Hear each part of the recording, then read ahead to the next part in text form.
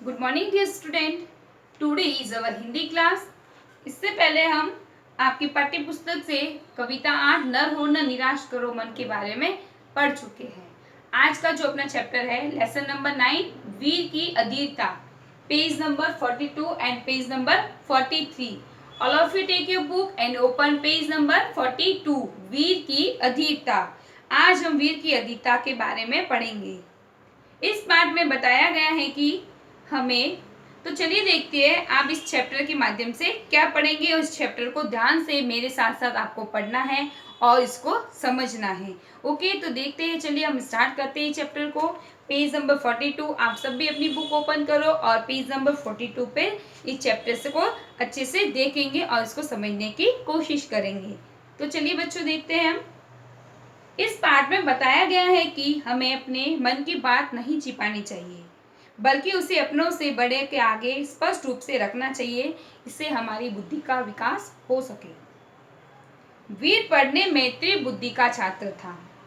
विद्यालय के आचार्य भी उसे बेहद स्नेह करते थे। अपनी रचनात्मक कृतियों से वह सभी का मन मोह लेता था। एक दिन वह अपनी कक्षा समाप्त होने पर बिना भोजन की वट वृक्ष के नीचे जा शांत भाव से बैठा सोच रहा था। तभी आचार्य महेश प्रसाद वहां से निकले। उन्होंने बड़े प्रेम से उसके सिर पर हाथ फेरते हुए पूछा, वीर, क्या बात है? क्या मन में कोई दुविधा है? बोधी आचार्य महेश जी की बहुत ही इज्जत व आदर करता था। उन्हें देखकर उनका अभिवादन व चरण स्पर्श करके वीर ने कहा, आचार्य जी, मुझे कुछ प्रश्नों के उत्तर नहीं मिल रहे हैं। आचार्य महेश प्रसाद धीरे से मुस्कुराते हुए बोले, अभी जाओ, जाकर भोजन करो और सायंकाल मेरे पास आना। तुम्हारे सब प्रश्नों के उत्तर अवश्य दिए जाएंगे। आश्वस्त होकर वीर ने भोजन करने के पश्चात सायंकाल का बेसब्री से इंतजार किया और निश्चित समय पर आचार्य जी के पास पहुंच गया। अपेक्षानुरूप आचार्य जी भी तैयार बैठे थे। बैठते ही वीर ने कहा, जब विज्ञान ने इतनी तरक्की कर ली है और सब कहते हैं कि ईश्वर हृदय में है, तो डॉक्टरों को ऑपरेशन के समय वह ईश्वर क्यों नहीं मिलता? आचार्य जी बोधी के वास्तविक भाव व अधीरता को देखकर मंद मंद मुस्कुराते हुए बोले, वत्स, जैसे फल की सुगंध देखकर नहीं सूंघने से पता चलती है, संगीत का रस आंख से नहीं कान से अनुभव होता है, दूध का मक्खन देखने से नहीं मथने से प्रकट होता है, उसी तरह हृदय के अंदर ईश्वर की करुणा व सेवा भाव की दो आंखों से ही दिखाई देता है, सामान्य आंखों से नहीं। इसी प्रकार के उत्तर से वीर को भी अधीरता समाप्त हुई। तो बच्चों, इस चैप्टर में है एक बालक होता है, एक वीर बालक। वीर पढ़ने में उसका नाम था वीर और पढ़ने में त्रिबुद्धि का छात्र। त्रि मतलब तेज बुद्धि, अच्छे 7 पॉइंट वाला बच्चा था। तो जब स्कूल के आचार्य मीन्स जो टीचर्स, अध्यापक, उसको आचार्य कहते हैं हम, आचार्य थे, उससे बहुत प्यार करते थे और अपनी रचनात्मक कृतियों से वह सबका मन मोह लेता था। उसकी बनाई हुई रचना की गई सबकी चीजों से उनको वह सबका मन मोह लेता था, अच्छे से समझ लेता था। तो एक दिन क्या हुआ कि उसकी जब क्लास समाप्त हुई, इसका क्लास समाप्त हुआ, तो उसके वह बिना लंच का जो टाइम हुआ होगा, तो वह पेड़ के नीचे जाकर बैठ गया और शांत भाव से सोचने लगा, शांति से वह सोचने लगा। तभी वहां से सर निकले उसके और उसे सिर के प्रेम से प्यार से उसके सिर पर हाथ घुमाया और पूछा, क्या मन में कोई दुविधा है? क्या कुछ आपको दुविधा मीन्स परेशानी, कि सर ने उस बालक को पूछा कि आपको कोई परेशानी है क्या? तो आचार्य महेश जी बहुत वह इज्जत व आदर करता था। उन्हें देखकर उनका अभिवादन व चरण स्पर्श किया। तो वहां से वह खड़ा हुआ और अभिवादन किया, नमस्ते किया उनको और उनके पैर छुए।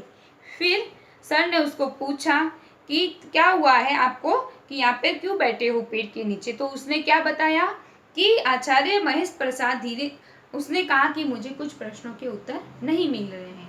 तो सर जी ने क्या जवाब दिया कि अभी आप जाओ और भोजन करो, सायंकाल तुम मेरे पास आना। सायंकाल मीन्स शाम को मेरे पास आना, आपके सभी जो प्रश्न है उसके उत्तर जरूर दिए जाएंगे। वह आश्वस्त होकर वीर ने भोजन करने के पश्चात सायंकाल का बेसब्री से इंतजार किया। वह आश्वस्त में निश्चित होकर उसने भोजन के बाद सायंकाल का बेसब्री से इंतजार किया। वह उसने क्या किया कि जब कब शाम हो, वह बेचैनी होने लगी उसको कि कब शाम हो और कब मैं सर के घर जाऊँ और मेरे प्रश्न का उत्तर मिले। तब वह समय पर बेसब्री से इंतजार किया और निश्चित समय पर आचार्य के पास पहुंच गया। शाम का समय हुआ और फिक्स एग्जिट टाइम जो दिया था उसको वह उस समय वह पहुंच गया। फिर देखिए आगे क्या होता है। अपेक्षा अनुरूप आचार्य जी भी तैयार बैठे हुए थे। उसकी आशा के अनुसार ही सर भी तैयार बैठे हुए थे। बैठते ही वीर ने क्वेश्चन किया सर से कि सर, जब विज्ञान ने इतनी तरक्की कर ली है और सब कहते हैं कि ईश्वर हृदय में है, तो डॉक्टर के ऑपरेशन समय ईश्वर क्यों नहीं मिलता। उसके मन में ये बात खाई जा रही थी कि जब अपना ऑपरेशन करते हैं सब बोलते हैं कि ईश्वर का हृदय में वास होता है, तो विज्ञान इतनी तरक्की कर ली है सब ऐसे बोलते हैं, तो जब डॉक्टर ऑपरेशन करते हैं तो उनको भगवान क्यों नहीं मिलता। तो आचार्य जी ने मोदी के वास्तविक भाव व दीनता को देखकर मन मुस्कुराते हुए बोले।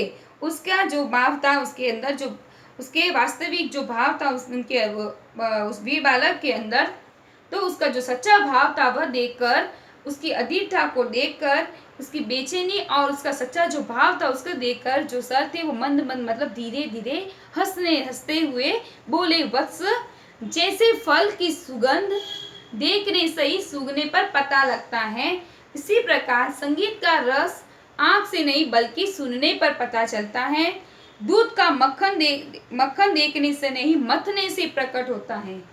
तो उसी तरह हृदय के अंदर का ईश्वर भी करुणा व उसकी सेवा भाव की दो आंखों से दिखाई देता है, सामान्य आंखों से नहीं। तो ऐसा बताया उसको कि जैसा फल होता है, जो फल होता है उसको हम देख के नहीं जज कर सकते कि ये कैसा होगा, तो उसको हम जब स्मेल करते हैं, उसकी सूंघते हैं तो ही हमें पता चलता है। जब हम गाना सुनते हैं तो हम आंखों से नहीं पता चल सकता कि वह गाना अच्छा है, सुरीला है या नहीं है। हम जब कानों द्वारा सुनकर अनुभव करते हैं तभी हमें पता चलता है। उसी तरह ठीक दूध का मक्खन देखने से नहीं मथने से प्रकट होता है। दूध को हम देख के जज नहीं कर सकते कि इससे कितना मक्खन निकलेगा, तो अपन मक्खन को जब मथते हैं तभी हमको पता चलता है। तो उसी प्रकार हृदय के अंदर ईश्वर की करुणा से सेवा भाव की आंखों से दिखाई देता है, सामान्य आंखों से नहीं। जिसके अंदर सच्चा भाव होता है, दयालुता होती है, वही उसको देख सकता है। जो नॉर्मल आंखें, सामान्य आंखें, उससे हम नहीं देख सकते। तो इसी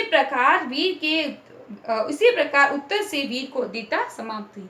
इसी प्रकार जो क्वेश्चन था, जिस प्रकार आचार्य ने उसको जवाब दिया, तो जो उसके मन के अंदर उसको बेचैनी खाई जा रही थी वो उसके अंदर से चली गई। तो इस चैप्टर से बच्चों, हमारे अंदर कुछ भी बात है, कुछ भी है, तो बड़ों को हमसे जो बड़े हैं उनको शेयर जरूर करना चाहिए, उनको बताना जरूर चाहिए, ताकि हमारी बुद्धि का विकास हो और हम सही जगह पर सही बात का सॉल्यूशन निकाल सके। अर्थात हमें मन के अंदर बात को नहीं छुपानी है, जो भी बात हो हमें बड़ों के सामने रखनी चाहिए, जिससे हमें सच्ची राह और अच्छे मार्ग पर बताकर हमारी बुद्धि का विकास कर सके। तो हमारी बुद्धि का जब विकास हमें करना ही है, तो हमारे अंदर मन की जो बात है उसको अंदर हाइड करके नहीं रखना है, मन के अंदर छुपाना नहीं है। दूसरों के बड़े के सामने रखने से उस बात का अच्छे से सॉल्यूशन होता है और हमें अच्छी राय मिलते हैं और सच्चाई के मार्ग पर हमें अच्छे से सच्चाई के मार्ग पर चल सकते हैं और हमारे जो दिमाग का विकास है और बुद्धि का विकास अच्छे से ठीक तरह से हो सकता है। तो इस चैप्टर से हमें यही सीख लेनी है कि हमारे जो बात होती है मन के अंदर उसको छिपाना नहीं चाहिए और हमारे हमसे जो बड़े हैं, अपने से जो बड़े हैं, उसके सामने बड़ों के आगे स्पष्ट रूप से, क्लियर रूप से बताना चाहिए, ताकि हमारी बुद्धि का विकास हो और उस बात का कुछ भी सॉल्यूशन निकल सके। ओके, तो इस चैप्टर को आपको फिर से पढ़ना है, अच्छे से पढ़ना है आपको। एक बार फिर से इसको पेज नंबर 42 एंड 43, और डाउट है तो आप मुझे पूछ सकते हैं। ओके, और जो शब्द आते हैं इसको अपनी नोटबुक के अंदर सुंदर सुंदर राइटिंग में लिखना है। बाकी के जो इसके एक्टिविटीज़ है वो मैं आपको बाद में बताऊंगी। ओके, तो इस चैप्टर को फिर से पढ़ना है। मुझे आशा है आपको समझ में आ गया होगा, लेकिन अगर फिर भी कुछ डाउट है तो आप मुझे पूछ सकते हैं। एक बार इसको फिर से पढ़ोगे आप घर पे और इसको अच्छे से समझोगे।